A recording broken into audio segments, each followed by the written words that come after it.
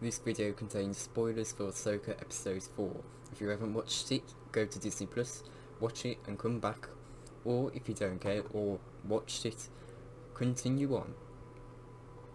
So this week's episode of Ahsoka was amazing, probably the best episode of the series so far. However, Marrok's death happened very soon and quickly in the series. A lot of people have been speculating he was some sort of Night Sister zombie controlled by Morgan Elsbeth, but I think otherwise, and here's why. So I'll state the facts why it isn't Night Sister magic, then explain why I think he's not controlled by magic anyway. So in Jedi Fallen Order, when you go on Dathomir and encounter Merrin, you get to fight Night Sister zombies. One thing about killing them compared to Marrok's death is that there is no Night Sister magic emitting when they're killed. Their bodies just drop. In Marrok's death, he explodes into a green smoke sand-like substance. If this isn't enough to convince you, then let's compare the visuals from Rebels, Clone Wars, Ahsoka and the Jedi games.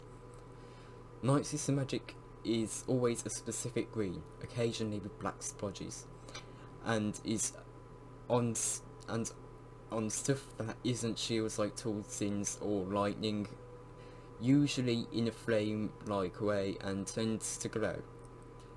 Compare this to Marrok's death. Not only is the explosion a darker green, yes, they're in a dark place, but it is still light enough to tell it's a darker green. It does not glow and seems to be made of a smoke sand-like substance. He also deflates similarly to the Tales of the Jedi Inquisitor. So if this is not Night Sister magic, then what is it then? He's a Philanitson. Yes, the gas monsters from Legends. They were brought into canon through the High Republic novels or comic series, I don't quite specifically know. And so it is not outrageous to consider this is their live action debut. Now let me explain what Philanitsons are. Philanitsons are species of polymorphic gas monsters from the wild space planet DNX-M1. They were a rare species in the galaxy, and they were genetic but couldn't be harmed. The only way to harm a Philanitson is through energy weapons, like lightsabers or fire. While they aren't very strong or fast, they were used as spies by people, and tended to look more like clouds than anything. And one advantage to their slow movements was that it gave no sound. They would have coloured eyes to go with their coloured bodies, however they were capable of concealing their eyes if necessary, and tended to be transparent, as well as their being both male and female genders. They were capable of avoiding energy attacks by opening up spaces in their bodies, causing no damage in the first place. However, Philanitsons, trained in the ability of energy diffusion, had the ability to dissipate some of the damage caused by energy weapons or fire and lessen the impact. Being made of smoke-like substance, they could compress their bodies to be as small as 0.3 square meters and as thin as 2.1 square meters. This made them capable of shifting through small things. Now you may have noticed in my lengthy description of them that I mentioned they are not very strong or fast. In fact, it took them extreme effort to move small things. And that is easily explained by Marrok using the Force to enhance his strength and speed, and resting men having to not work. That needs to be done to regain Force energy.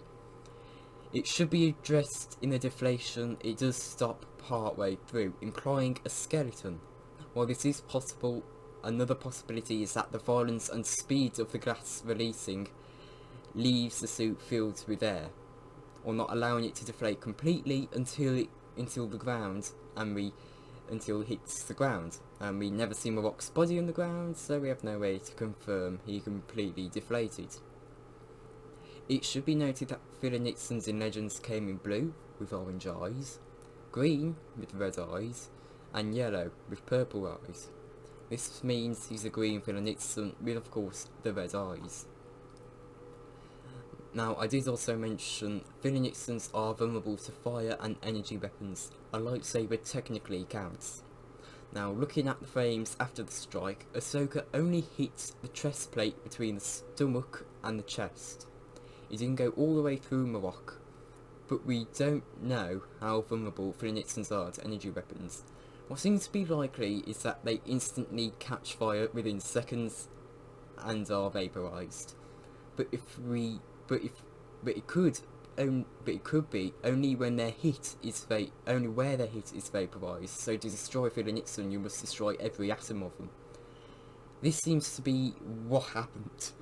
Or Marrok created a gap in his body foreseeing the strike.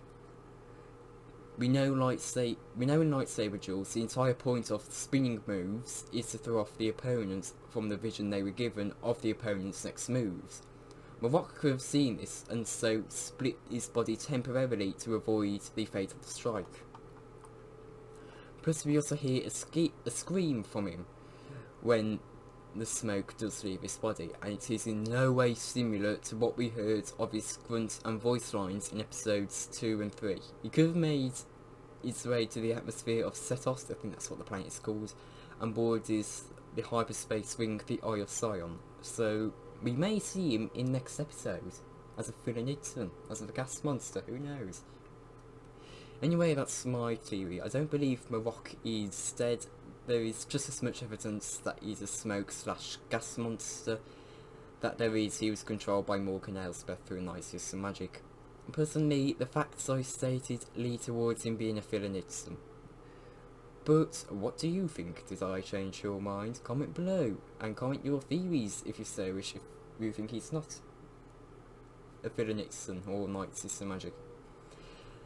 I've been Gong Julian, and remember to keep on gonking.